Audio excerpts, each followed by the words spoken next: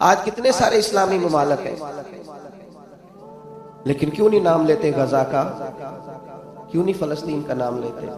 उसकी सबसे बड़ी वजह तो यह है कि मुसलमान को जिंदगी से प्यार हो गया, मरना नहीं चाहता, डर आता है, ये समझता है जाने मुझे सारी उम्र यहीं रहना। और दूसरी बड़ी वजह यह है कि हम मफहूम नहीं समझ रहे, हम मफहूम नहीं समझ रहे जिहाद का। जिहाद का मफहूम जालिम का हाथ पकड़ना, उसे रोकना है। और कुछ लोग ऐसे होते हैं जब तक उनका हाथ रोका ना जाए वो रुक सकते। मुझे बताओ, आपके घरों में इर्द गिर्द बहुत सारे लोग ऐसे नहीं जब तक डांटा ना जाए चुप नहीं करते, होता है कि नहीं? लेकिन हमारा दौर बड़ा अजीब है। जुनू का नाम खिरद रख दिया, खिरद का जुनू, जो चाहे आपका हुस्ने करिश्मा साज करे, सारी जिंदगी का इसराइल पहल कर रहा है। और आज अगर हमास ने उनसे जान छुड़ाने के लिए कहीं कोई इकदाम किया भी है तो वो सारी जिंदगी की उनकी पहल दुनिया भूल गई और एक गलत नजरिया लेके मैदान में आ गए। अजीब बात है, वो जिसे कायदे आज़म मोहम्मद अली जिन्ना जैसे लोगों ने कहा था ये अमेरिका की नाजायज औलाद है, ये मौलवी को बात करता तो लोग कहते देखो तहजीब से हटी हुई बात की। और अगर मोहम्मद अली जिन्ना कहे तो फिर तो इसे हजम करो भाई।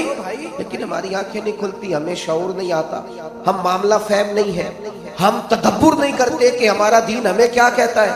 उनकी तो कोई जमीन ही नहीं है, वो तो बाहर से आके बसाए गए, उनका तो लेना देना नहीं है फलस्तीन से कुछ। वो जो मुसल्लत हैं उनके खिलाफ अगर कोई जड़ी बूटी तलब करने की बात करे तो वो तुम्हें जालिम नजर आता है।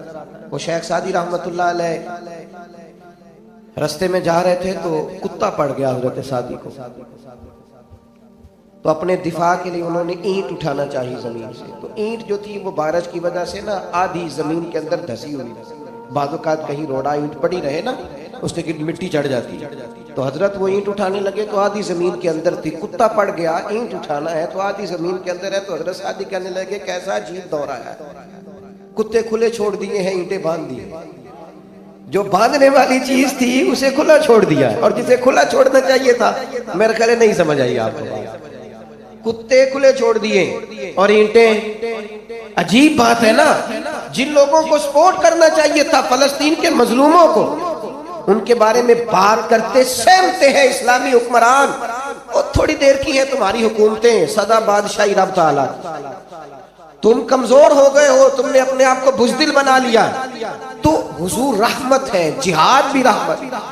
नबी पाक अलैहिस्सलातु सलाम का किसी गरीब के घर में राशन पहुंचाना भी रहमत है और तलवार लेके कुफारे मक्का के सामने खड़ा होना भी रहमत है। ये सारा रहमत। और महबूब ने रहमत की बात की, करम की बात, क्या कहा रसूल पाक ने, सारा मफहूम समझ में आ जाएगा अगर फतेह मक्का को देखोगे। इनसे बड़ा दुश्मन तो कोई नहीं था जिन्होंने कोई हद ही नहीं छोड़ी थी तकलीफ देने की।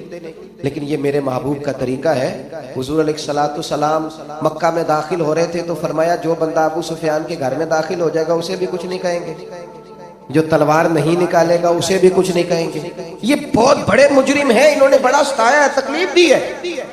और महबूब फरमाने लगे जो सिर्फ अपना दरवाजा अंदर से बंद कर लेगा। इतना आम माफी का ऐलान, इतना। बल्कि मैं आपसे अर्ज करूं, नबी पाक अलैहिस्सलाम तो इस तरह की रहमत है कि सरकार ने उन्वान ही बदल दिया लोगों के सामने। अरब के लोग कहा करते थे माफ करना तो बुज़दिली है, वो कहते थे माफ करने से तो सामने वाला समझेगा ये बदला ही नहीं ले सकता। आज भी माफ करते हैं लोग, नाराज नहीं होना, लेकिन अगर मुकाबला ना कर सके तो फिर कहते हैं मैंने माफ किया। माफ असल में किसने करना होता है? जो ताकतवर, जो बदला ले सकता हो, जो ईंट का जवाब पत्थर से दे सकता हो, जो तलवार का जवाब बंदूक से रखता हो, उसने माफ करना। अल्लाह के महबूब अलैहिस्सलाम ने उन्वान बदला है। हुजूर ने फरमाया माफ करना बुज़दिली नहीं होता, ये रहमत लिल आलमीन महबूब का सबक है। फरमाया माफ करना तो बहादुरी है। बहादुर और दलेर लोग माफ करते हैं। आपके पास पूरी ताकत हो बदला लेने की, आप कहे मैंने रब की रजा के लिए माफ किया तो आप बहादुर हैं, आप दलेर हैं, आपके मिजाज में रहमत है। और माफ किसे करना है? जाती दुश्मन को, जाती दुश्मन।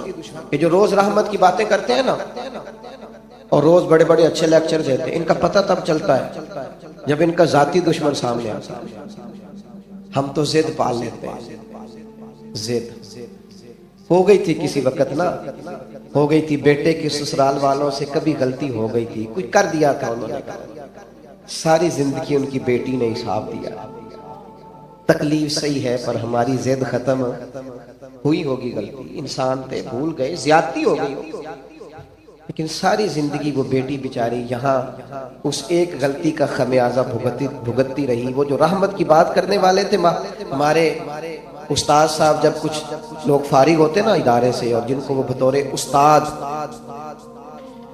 मुदर्रिस के तौर पर कहीं भेजते, उन्हें एक बात कहते, बहुत सारी बातें वो बयान करते, नसीहतें करते, एक बात वो कहा करते थे, कहते थे किसी तालिब इल्म से जिद नहीं पैदा करनी। तो एक दिन एक हमारे दोस्त ने अर्ज की, हुजूर शागिर्द से भी जिद होती है? फरमाते हो जाती है।